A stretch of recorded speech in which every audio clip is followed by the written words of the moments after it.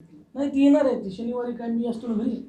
श्री गणेशाय नमः. श्री गुरुदेव दत्त. श्रीमद भागवत महापुराणाचे साकल्य निरूपण.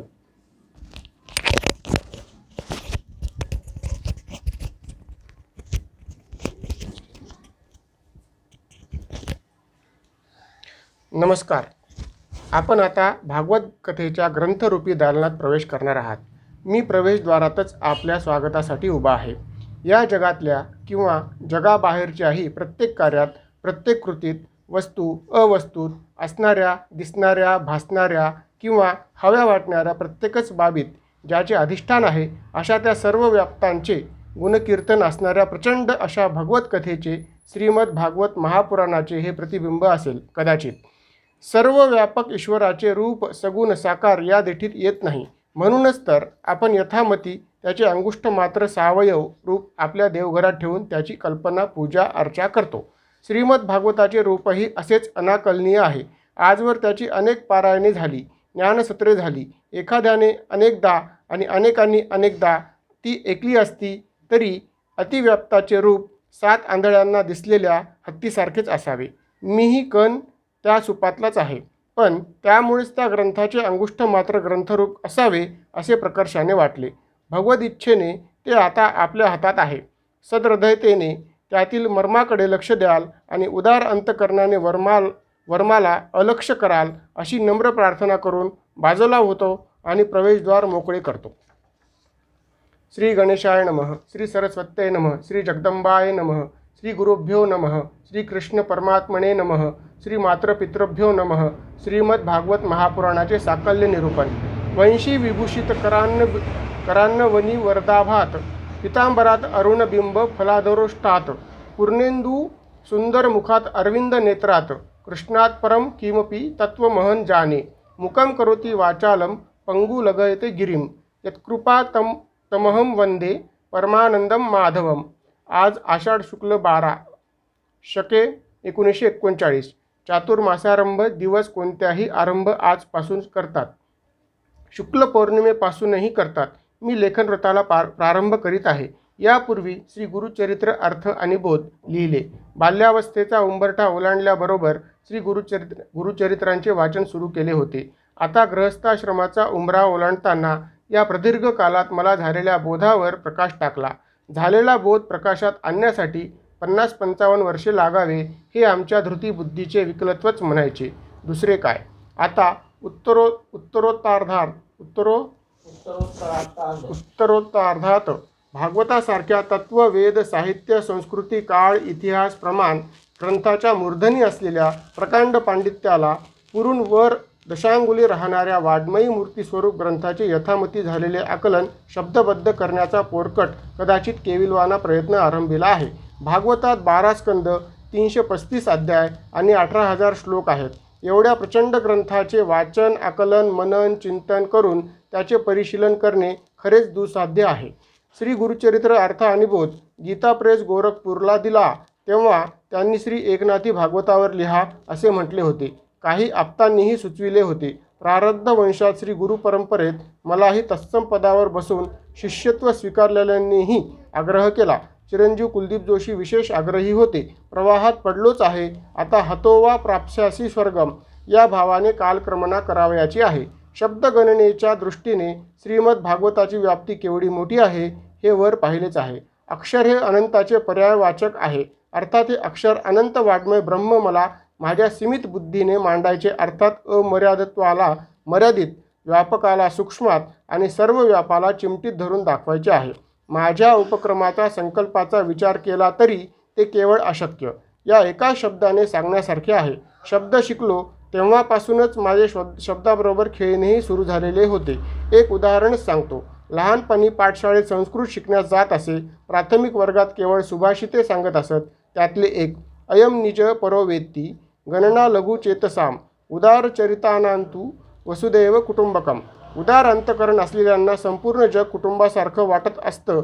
मी म्हणालो आपलं कुटुंब जग आहे असे म्हणायचे असले तर वसुदैवच्या जागी कुटुंब आणि कुटुंबाच्या जागी वसुधा असे केले तरी तोच अर्थ होईल. वसुधा इव कुटुंब काय किंवा कुटुंब इव वसुधा काय. सागर में घागर म्हण किंवा घागर में सागर म्हण. काही फरक नाही. बीजात झाड, झाडाच्या फळात बीज, जसे तसेच. व्याप्तात आणि सूक्ष्मात एकच आहे. पिंड ब्रह्मांडाचा भेद एवढ्याशा उदाहरणाने मला त्यांनी समजावून सांगितला. माझा हेतू वसुधा आणि कुटुंब या प्रतीकाने उदार आणि कृपण असा अर्थ सांगितला किंवा स्वार्थी किंवा परमार्थी असा उपहास करण्याचा होता. पण हेतूविषयी कटू शब्द न उच्चारताही मला शब्दांचे भव्योदात्त दर्शन करून नकारात्मकतेतही सकारात्मकता कशी पाहावी अशी दृष्टी मला दिली. नास्तिकतेत सुद्धा आस्तिकता कशी असती हे दाखवले. नो वेअर चे नाव हेअर कसे होते ते या माझ्या शब्दाशी खेळण्यानेच मला कळले. आता या श्रीमद भागवताच्या प्रचंड प्रचंडातून चंडांश कसा काढावा किंवा ज्ञानसागरातले इवले मोती कसे गोळा करावे आणि ते दाखवावे हे अल्पमतीच्याही शक्यतेत बसणारे आहे असे वाटल्याने मी हा खटाटोप करण्यास धजावलो. आता भगवद इच्छा गरीयसी इतकेच. श्रीमद भागवत महापुराणाचे साकल्य निरूपण. श्रीमद भागवत महात्म्य. श्रीमद भागवत म्हणजे काय? श्रीमद भागवताच्या अनेक व्याख्या लोकांना एकिवात असतील. हे महर्षी व्यासांनी लिहिलेले एक पुराण आहे. इथपासून ते यदिहस्ती तदन्यत्र पर्यंत त्याला ज्ञानाचा इन्सायक्लोपीडिया म्हणण्यापर्यंत भागवताची एक काव्यमयी व्याख्याही माझ्या स्मरणात आहे. भा प्रकाशे चिदानंदे, गतिर्यस्यात्र लौकिकी व वरेण्यम सर्वशास्त्राणां तरणीर्भूत भवार्णवे अशी भागवताच्या प्रत्येक शब्दातून मोक्षमार्गाचे सम्यक दर्शन घडविणारी व्याख्याही आहे. माझे पूज्य पिताश्री भागवताला प्रेमाची अनुस्यूत धारा म्हणत असत. तेजाळ हे एक रसायन सोन्याला वितळून कोणतेही रूप धारण करण्यायोग्य बनवते. तसेच भागवतही एक रसायनच आहे, ज्या योगी जड देहाश्रित अशा जीवात्म्याला पिंडातून ब्रह्मांडात विरघळून टाकते.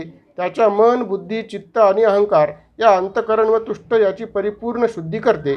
अयम निजो परवेत्तीची ही भावना जगाला कवेत घेण्या एवढी उदार करते. माणसाला माणूस म्हणून जगण्याचा मार्ग तर दाखवतेच, पण माणसात देवत्व भरण्याची शक्ती श्रीमद भागवतात निश्चित आहे. श्रीमद भागवतात सृष्टीच्या उत्पत्तीचा हेतू, कारण, कार्य, कर्ता याबद्दल विस्ताराने कथन आले आहे. त्याचबरोबर क्रांती, उत्क्रांती, ग्रह, नक्षत्रादी गूढ गोष्टीचे ज्ञान आहे. परंपरा सांगणाऱ्या कर्मविपाक सिद्धांताबद्दल सत्यान्वेषण करून देणाऱ्या कथा आहेत. चमत्कारामागील विज्ञान शोधण्याची उर्मी जागवणाऱ्या कथा आहेत. आणि त्या कथा भाकड कथा नाहीत, तर त्यातून दिव्य दृष्टीचे सृजन करून मानवी जीवन कृतकृत्य करणाऱ्या आहेत. श्री भागवत हे श्रीकृष्ण लीलांचे गान आहे असा समज प्रचलित असला तरी कृष्ण अवताराच्या द्वापार युगापूर्वी त्रेता आणि त्यापूर्वी कृतयुगाचे अवतरण झालेले आहे. या चातुर्युगाच्या निर्मितीसंबंधीही यात आश्वासक माहिती येते. तेव्हा श्रीमद भागवतात काय आहे असे म्हणण्याऐवजी यात काय नाही असेच म्हणणे जास्त सोयीचे होईल. श्री गणेशाय नमः. श्रीमद भागवत महापुराणाचे साकल्य निरूपण. प्रथम स्कंद. रहस्य. प्रथम अध्याय. श्रीमद भागवताची रचना स्कंद, अध्याय, संस्कृत श्लोक अशा पद्धतीची आहे. संपूर्ण भागवत मराठी, हिंदी, इंग्रजीमध्ये केवळ अनुवाद पद्धतीने ग्रंथ उपलब्ध आहेत. त्यामुळे त्यात आणखी तशाच पद्धतीची भर घालण्याचा माझा विचार नाही.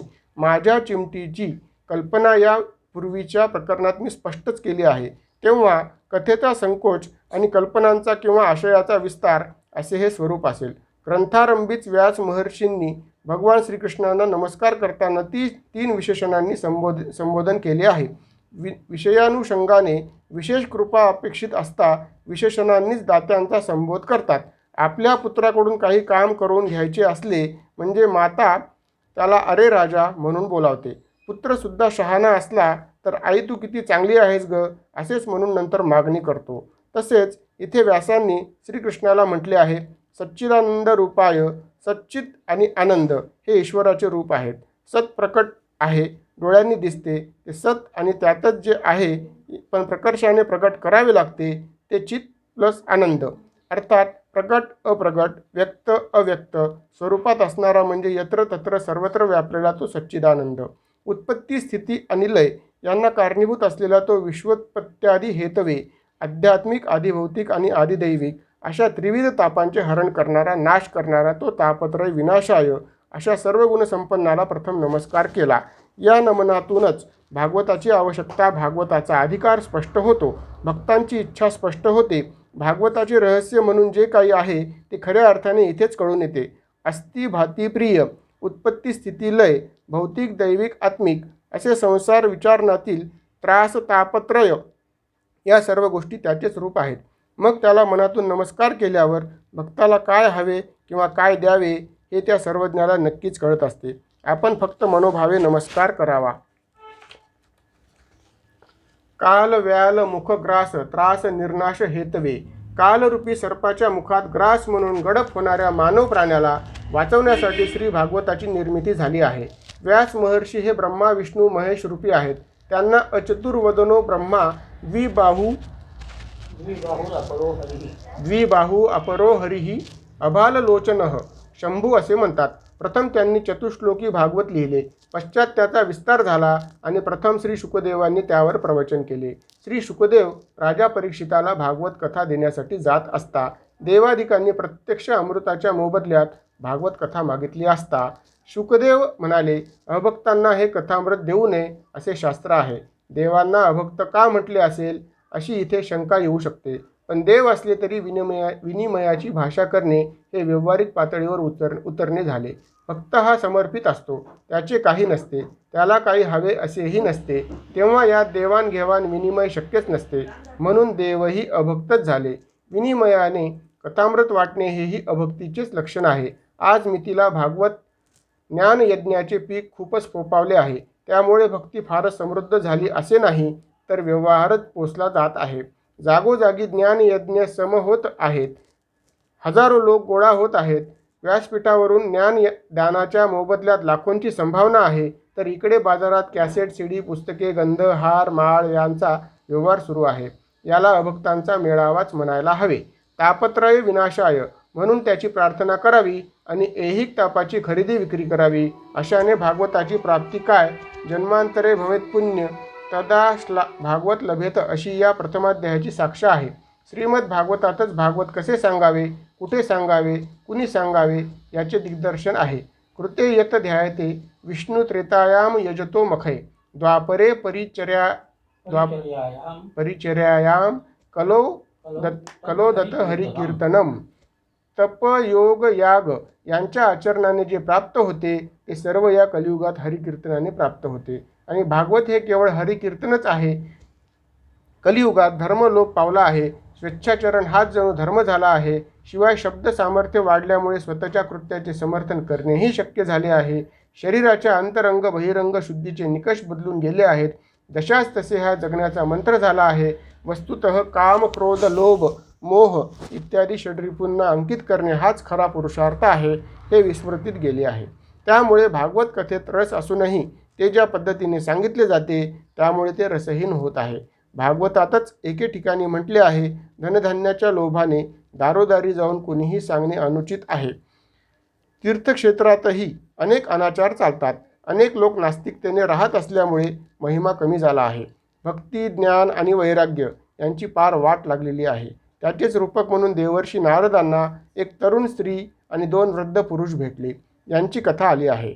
वृंदावनातील वास्तव्याने ती तरुणी म्हणजे भक्ती पुन्हा तरुण झाली, पण तिचे पुत्र ज्ञान आणि वैराग्य मात्र वृद्धच राहिले. अर्थात भक्ती ही चिरतरुण आहे आणि भागवतात हेच प्रतिपाद्य आहे. कलियुगात ज्ञान आणि वैराग्य कुणालाच नको आहे. संन्यास, वैराग्य, कलित वर्ज्य म्हणून शास्त्रात सांगितले आहे. सत्कर्माचे सूचक ज्ञान आहे. द्रव्ययज्ञ, तपोयज्ञ वगैरे अनेक प्रकारचे यज्ञ सांगितले आहेत. भगवद्गीतेत त्याचे सविस्तर वर्णन आहे. त्यात जप, यज्ञ ही सांगितलं आहे. त्यामुळे भागवत कथेच्या श्रवणाने भक्ती, ज्ञान आणि वैराग्य ही पुनरुज्जीवित होतील. जसे दुधात तूप, उसात साखर असते आणि झाडात आमूलाग्र रस असतो, पण तो फळाच्या रूपाने प्रगट झाल्याशिवाय चाखता येत नाही, त्याचप्रमाणे वेद, उपनिषदे, गीता याचे सार सर्वस्व भागवतात प्रगट झाले आहे. म्हणून ज्ञान, वैराग्य, भक्ती, धर्म, कर्म, सत्कर्म या सर्व जीवन मूल्यांचे प्रत्यक्ष दर्शन श्री भागवत श्रवणातून होते. भक्ती रसामृत ज्याने चाकला त्याच्या हृदयकमलात या भक्तिदोराने बांधून टाकल्यासारखा भगवंत वास करतो.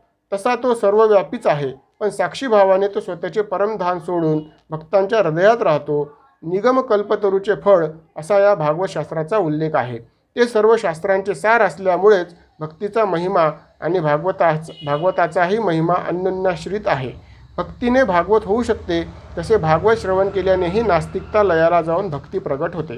प्रथम स्कंदाच्या पहिल्या अध्यायापासून 3ऱ्या अध्यायापर्यंत देवर्षी नारद व भक्तीची भेट, नारद आणि सनतकुमारादींचे संवाद आणि भक्तीच्या दुःखाचे निरहरण करून भक्ती, ज्ञान, वैराग्याची प्रतिष्ठापना असे विषय आलेले आहेत. कलियुगात ज्ञान, वैराग्य दुष्प्राप्य आणि दुस्सह आहे, कारण सध्याच्या काळात ज्ञान या शब्दाची व्याख्याच बदलून गेली आहे. सत म्हणजे जो परोक्ष आहे तेच अशी धारणा आहे आणि या संबंधी जे सांगतो त्याला ज्ञान समजल्या जाते. अध्यात्मात यालाच विज्ञान म्हणतात. तो ज्ञानाचा विकार आहे. निर्गुण निराकाराबद्दल समजणे, अनुभवणे हे ज्ञान आहे. उपनिषदात विद्यांच्या विद्याच यस्तद्वेदो भयंसह असे म्हटले आहे. विद्या आणि अविद्या हे दोन्हीही मिळून वेद जाणावे, अर्थात एहिका पुरताच विज्ञानाचा विचार करावा. निराकार, निर्गुण, निरवयव अशा सच्चिदानंदाला त्याची परिमाणे लावू नयेत, कारण हा आनंद हे सुख साधनाधिष्ठित, करणाधिष्ठित नाही. वेदात सर्व काही असले तरी त्याचे अधिकारी सांगितले आहेत. कर्मकांड, ज्ञानकांड आणि उपासनाकांड असे त्याचे विभाग आहेत. भागवत शास्त्र मात्र त्याच वेदोपनिषदांचे सार सर्वस्व असूनही ते सर्व मानवजातींनाच त्यांच्या ऐहिक कल्याणासाठी आणि पारलौकिक साधनांसाठी सांगितले गेले आहे. श्रीमद भागवताच्या रहस्यांच्या 4th अध्यायात आत्मदेव ब्राह्मणाची कथा आली आहे. त्याला गोकर्ण महात्म्यही म्हणतात. आत्मदेव ब्राह्मणाची पत्नी धुंदुली, तिचा पुत्र धुंदुकारी ही सर्व जीव, मोह आणि मायेची प्रतीके आहेत. मायेच्या विक्षेप आवरणाने ज्ञान अंधुक होते, अशी धूम्राच्छादित मती नेहमी साशंक असते. तिला प्रत्यक्ष पतीच्या वचनावरही विश्वास नाही, म्हणून ती महात्म्याकडून पुत्रप्राप्तीसाठी मिळालेले प्रसादरूपी फळ कुशंकेने गाईला खाऊ घालते. त्यातून गोकर्ण उत्पन्न होतो आणि पिशाच्य योनीत खितपत पडलेल्या धुंदुकारीची मुक्ती होते. कथेत भक्तीचे विवरण आहे आणि इहवादाचे दुष्परिणाम कथन केले आहेत. भागवत महात्म्य कथन केल्यानंतर भागवताचं श्रवण विधी वर्णन केला आहे. तीर्थक्षेत्रात आपल्या राहत्या घरी प्रशस्त मैदानातही श्रीमद भागवत ज्ञान यज्ञ करावा.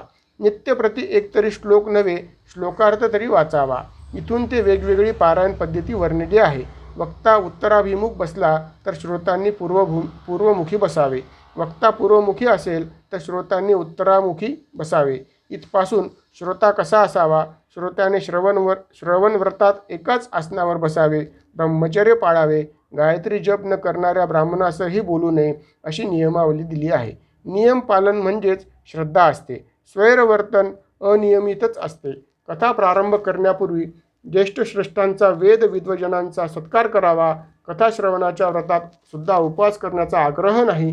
फलाहार, एक भुक्त, एकाच प्रकारचे किंवा भोजनही प्रशस्त मानले आहे. भोजनम तु वरम मन्ये कथाश्रवणकारकम नोपवासो वर प्रोक्त कथा विघ्न करो यादी. अर्थात उपवास केल्याने कथाश्रवणात व्यत्यय येईल, तर उपवास करू नये. भगवान श्रीकृष्ण स्वधामाला गेल्यावर कलियुग प्रारंभ झाला. नंतर 30 वर्षांनी शुकदेवांनी परीक्षिताला, त्यानंतर 200 वर्षांनी गोकर्णाने धुंदुकारीला, त्यानंतर 30 वर्षांनी सनकादिकांनी ही कथा सांगितली, असे वर्णन आले आहे. त्यांचा भाद्रपद शुक्ल नवमी, आषाढ शुक्ल नवमी व कार्तिक शुक्ल नवमी हे प्रारंभाचे दिवस सांगितले आहेत. तथापि हा क्रम उत्क्रम वाटतो. परीक्षिती कलियुगारंभी, तर सनकादी व गोकर्ण हे द्वापरपूर्व वाटतात. श्रीमद भागवताच्या पारायणानंतर हवन करावे आणि ते दशम स्कंदातील श्लोकाने तूप, पायस, मध, चरू यांनी करावे किंवा गायत्री मंत्राने करावे असेही म्हटले आहे. अथवा हवन कुर्यात गायत्र्या सुसमाहितः तन्मयत्वा पुराणश्च, कारण हे महापुराण गायत्री स्वरूपच आहे. गायंत त्रायते सा गायत्री, अशी गायत्रीची प्रशंसा आहे. गायत्री त्रिपदा आहे आणि ताप त्रिविधच आहे. आधिदैविक, आध्यात्मिक, आधिभौतिक, आधी ताप ईश्वर भक्तीने जातो. आधिदैविक आणि आध्यात्मिक ताप ज्ञानाने जातो. भागवत श्रवणाने भक्तिज्ञान आणि वैराग्य एक समयावच्छेदे प्राप्त होते. म्हणून त्रिपदा गायत्री ही त्रायते म्हणजे तारण करते. त्यामुळे दोघांपैकी काहीही करावे असे वरच्या श्लोकात प्रगट केले आहे. ऋग्वेदाने मंत्रज्ञान, यजुर्वेदाने कर्मज्ञान आणि सामवेदाने भक्तिज्ञान उपासना असे ज्ञानयोग, कर्मयोग आणि भक्तियोग प्राप्त होते. म्हणून ऋग्भी स्तुवंती यजुर्भी जयंती यजुर्भी यजंती सामभी गायंती अशी वेद व्याख्याने आहेत. आत्मदेव धुंदुली धुंदुकारी हे देहात्मवादी माणसाचे रूपक आहेत. मनबुद्धीचा आत्मदेवाला धोका आहे. धुंदुकारीच्या 5 वेश्या हे मानवाला भ्रमित करणारे शब्द, स्पर्श, रूप, रसगंध हे विषय आहेत. ते जीवाला बंधन करतात. वेळूत बसलेला धुंदुकारी भागवत श्रवण करताना रोज एक गाठ फुटून वर जात होता. या 7 गाठी काम, क्रोध, मोह, मद, मत्सर आणि अविद्या आहेत. यातील कामादी षड्विकार षड्रिपू म्हणून परिचित आहेत. पण अविद्या काय आहे? विद्यांचा विद्याच यस्तद्वेदो भयंसह अविद्या मृत्यू विद्यांच्या विद्या यस्तद्वेदो भयंसह अविद्या मृत्यूम तित्वा विद्याया व्रतमुश्रुते असे उपनिषद म्हणते. संसार सागराची व्याप्ती जाणणे आणि तीच जीवाच्या चक्रगतीला कारण आहे हे न समजणे अविद्या आहे आणि परमात्मज्ञान विद्या आहे. या दोहोंचे सहउपमार्जन मानवाला श्रेष्ठत्व प्रदान करणारे आहे. प्रथम स्कंद. ज्याप्रमाणे सूर्यप्रकाशामुळे मृगजळाचा अर्थात तेजावर पाण्याचा भास होतो, पाण्यावर काचेचा भास होतो, त्याचप्रमाणे ही त्रिगुणात्मक सृष्टी उत्पत्ती, स्थिती, लय, जागृती, स्वप्न, सुषुप्ती त्या जगदीश्वराच्या अधिष्ठानामुळेच भासते, दिसते, राहते. वास्तवता समोर प्रत्यक्ष जे दिसते त्याच्यावर अविद्या आहे. अविद्या या मृत्यून तीर्थवा ही फक्त मृत्यूलाच कारणीभूत असते. विद्या मृतम असते. विद्या म्हणजे याच्या विरुद्ध जे आहे, परमेश्वराला जाणण्यासाठी जे खटाटोप आहे त्याच्यासाठी ज्या क्रिया करायच्या आहेत त्या क्रिया केल्या म्हणजे विद्या प्राप्त होते. ती विद्या प्राप्त होऊन झाली म्हणजे विद्यांचं अमृत असते. विद्येमुळं अमृत मिळते. आपण ज्याला विद्या म्हणतो ती विद्या नाही मात्र ती अविद्या आहे सगळी. आपण जी मिळवतो ती सगळी अविद्या आहे. कितीही डिग्र्या मिळवल्या तरी त्या अविद्या आहे, सगळ्या अविद्या. मृत्यून तीर्थवा त्या फक्त मृत्यूलाच कारणीभूत असतात. त्या परमेश्वराच्या अधिष्ठानामुळे असे म्हणताच एकेश्वरवाद, द्वैतवाद, द्वैत्वाद्वैतवाद, पूर्णवाद खरे खोटे प्रतिपादन करण्यासाठी सरसावतील. पण भागवतशास्त्र हे भक्तीच्या माध्यमातून मोक्ष म्हणजे परमसुख प्राप्त करून देणारे असल्यामुळे वादविवादातून किंवा ज्ञानाच्या परिभाषेतून त्याचे खरे दर्शन होऊ शकत नाही. श्रीमद भागवतात ज्ञान वैराग्याचे आमूलाग्र विवेचन सापडते. तथापि प्रतिपाद्य विषयाचे भगवत भक्ती असल्याने तेच दिशादर्शक आहे. मुहुरहो रासिका भुवी भावुका असे कथेच्या प्रारंभीच श्रोत्यांना भावुका असे संबोधिले. चिकित्सका किंवा विश्लेषका असे म्हटले नाही. हे विशेष होय. संभाव्य प्रश्नांना महापुराणात आधीच उत्तर देऊन ठेवलेले असते. नैमिष नावाच्या अरण्यात शौनकादिक ऋषींनी मोठा यज्ञ केला. त्यात उपस्थित झालेल्या सुतांना त्यांनी प्रश्न केला, आपण सकल शास्त्र अभिज्ञ आहात, मग कलियुगात जन्मलेल्यांचे कल्याण व्हावे म्हणून कोणते साधन आहे? त्यावर सूत म्हणाले, ते तर केवळ भगवन नामानेच होते.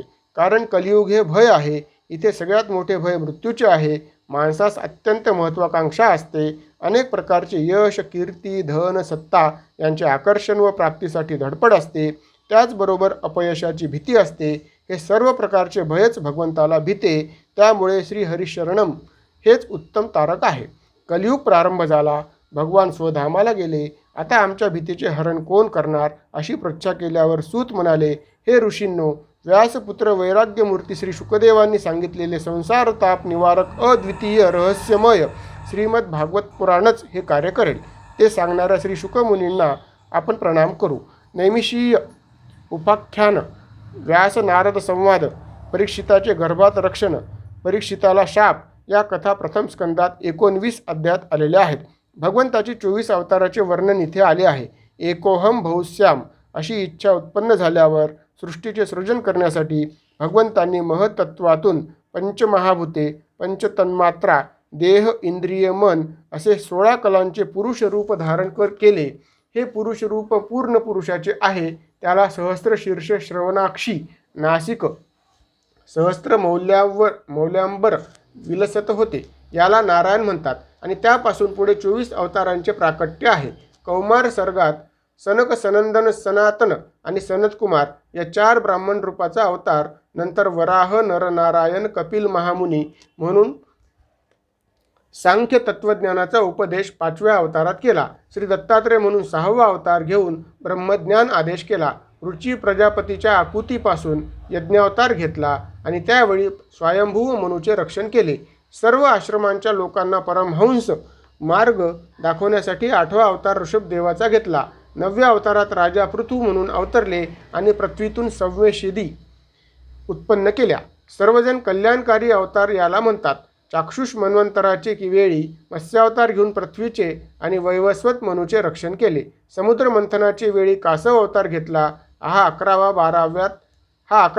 12व्यात धन्वंतरी, 13वा मोहिनी, 14वा नरसिंह, 15व्यात वामन रूपाने येऊन बलिमर्दन केले. 16व्यात ब्राह्मणांच्या वर क्षत्रियांच्या होणाऱ्या अत्याचाराचे पारिपत्य करण्यासाठी भगवान परशुराम अवतरले. 17व्यात पराशर ऋषी आणि सत्यवतीचे पोटी व्यास आले. 18व्या वेळी रामावतार घेतला. 19 आणि 20व्या अवतारात भगवान कृष्ण आणि बलराम आले. कलियुगात बिहार प्रांतात बौद्धावतार व कलिसमाप्तीचे वेळी जगाचे रक्षण करण्यासाठी विष्णू यश नावाच्या ब्राह्मणाच्या घरी कल्की अवतार घेतील. हंस आणि हयग्रीव हे 24 अवतार हे 24च नव्हे तर ऋषी मनु, प्रजापती आणि महान शक्तिशाली आणि जगतरक्षक हे अवतारच आहेत. ते असंख्य होत. सृष्टीचं परिपालन करणे, जीवमात्रांचे रक्षण करणे, दुष्टांचा नाश करणे हेच परमेश्वराचे कार्य असते. परित्राणाय साधूनां विनाशाय दुष्कृतां संभवामी युगे युगे. अर्थात जगत कार्य करण्यासाठी युगायुगात ईश्वराचे अवतार होणारच, किंवा जो कोणी प्रत्येक युगात हे कार्य निरळसपणे करील तोच ईश्वरी अवतार आहे हे ध्यानात ठेवून असं कार्य करणाऱ्याला अनुकूल वागणे, आपले योगदान देणे हेही ईश्वर कार्यच ठरते. भगवत कार्य करून आनंद लोक प्राप्त करणे म्हणजेच अविद्येचा किंवा मायेचा पाश तोडून बंधमुक्त होणे. असे बंधमुक्त वागणे हेच मुक्तिमोक्षाचे स्वरूप आहे. ललित साहित्यात मोक्ष, कपाळ मोक्ष याला प्राप्त झालेला अर्थ नव्हे अनर्थ आहे. मोक्ष म्हणजे देह सुटणे नाही, देहभाव सुटणे आहे. कुत्ता जाणे चमडी जाणे या उक्तीमागे असलेली कबीर महाराजांची कथा देहभाव सुटण्यावर पुरेसा प्रकाश टाकणारी आहे. वेदोपनिषद इतिहास ज्यात सृष्टोत्पत्तीसह सर्वसार ग्रहित केले आहे असे हे महापुराण श्री व्यासांनी पुत्र शुकदेवांना सांगितले. त्याचवेळी राजा परीक्षिती प्रयोपवेशनाला गंगा तटाकी बसला होता. त्याचे भोवती अनेक ऋषी मुनी बसले होते आणि श्री शुकमुनी तिथं फिरत आले. तत्पूर्वी राजाने त्याला झालेल्या शापाचे कथन करून आयुष्याच्या उरलेल्या 7 दिवसात मुक्ती कशी मिळेल अशी पृच्छा केली होती. त्या सर्वांनी तेजस्वी शुकदेवांना पाहून अर्घ्यपाद्य देऊन प्रार्थना केली की हे भगवान राजा, परीक्षिताला शाप मुक्त करण्यासाठी उपाय सांगावा. तेव्हा शुकमुनींनी श्रीमद भागवत महापुराण श्रवण करण्याचा उपाय सांगितला. ऋषीगणांनी शुकदेवांनाच विनंती केली की आपणच ही कथा करावी आणि राजासह आम्हालाही उपकृत करावे. श्री शुकदेवांनी राजा परीक्षिताला त्याच्या पूर्वजांविषयी सांगितले. श्रीकृष्णाच्या धर्मरक्षणाच्या प्रतिज्ञेमुळे कौरव पांडव युद्धात सर्व नाश झाल्यावर पांडवांचा वंशतंतू उत्तरेच्या गर्भात अंकुरत होता आणि महाआततायी अश्वत्थामा ब्रह्मास्त्राचा प्रयोग करून तोही नष्ट करण्यास उद्युक्त झाला. तेव्हा त्याच्या रक्षणार्थ भगवंताने उत्तरेच्या गर्भात प्रवेश करून त्याचे परिरक्षण केले, म्हणून हा परीक्षित आहे. अंतस्तः सर्वभूतानां आत्मा योगेश्वरो हरिः स्वमायया प्रणोदगर्भ वैराट्या कुरुतंतवे या मंत्राचा कोणत्याही गर्भिणीने जप केला तर गर्भपातापासून तिचे रक्षण स्वतः भगवान करतात. यात आश्चर्यकारक काहीच नाही. भगवान यत्र तत्र सर्वत्र आहेत आणि सृजन विसर्जन रक्षण परिपालन हेही स्वतःच आहेत. तेव्हा अशा प्रकारे परीक्षित भगवंताचा कृपाप्रसाद आहे, भगवंत रक्षित आहे. या प्रसंगी कुंती मातेने श्रीकृष्णाची स्तुती करताना म्हटले आहे, अलक्ष्यम सर्वभूतानां अंतर्बहिर्वस्थितः. या स्कंदात युधिष्ठिर शोक, युधिष्ठिर भीष्मसंवाद, भीष्मांनी केलेली कृष्णस्तुती आणि भीष्माचे प्राणत्याग करणे अशा कथा येतात. विष्णू सहस्त्रनामाचा इथेच जन्म झाला आहे. नंतर श्रीकृष्णाचे द्वारकेला परत जाणे, तिथे त्यांचे स्वागत याचे वर्णन आहे. परीक्षितीचा जन्म विदुराच्या उपदेशाप्रमाणे धृतराष्ट्र गांधारी यांचे वानप्रस्थ आचरण आले आहे. महामंत्री विदुर हे प्रत्यक्ष यमधर्मराजच होते. मांडव्य ऋषींच्या शापामुळे त्यांना शूद्रयतीत काळ कंठावा लागला. मांडव्य ऋषी महान तपस्वी होते. त्यांना मृत्यूदंड म्हणून राजाने सोळावर द्यायची शिक्षा दिली. नंतर आपली चूक कळाल्यावर त्यांना राजाने सोडले. परंतु मांडव्य तसेच यमाकडे जाऊन माझ्या कोणत्या पापाचे फळ दिलेस म्हणून विचारले. यमाने सांगितले, तुम्ही लहानपणी फुलपाखरास काट्याने टोचले होते. या क्षुल्लक अपराधाला एवढी कठोर शिक्षा दिल्यामुळे तुला शाप देतो की तू 100 वर्षे शूद्र योनीत जन्म घेशील. त्या शापामुळे यम विदूर झाले. जाणतेपणी अथवा अजाणतेपणीही केलेल्या कर्माचे पापाचे फळ भोगावेच लागते असे इथे सूचित केले आहे. श्रीकृष्ण भारतीय युद्धानंतर द्वारकेला गेले. त्यामुळे पांडव हतोत्साह झाले. त्यांनी परीक्षितीला राज्यावर बसवले व स्वतः स्वर्गारोहणास गेले.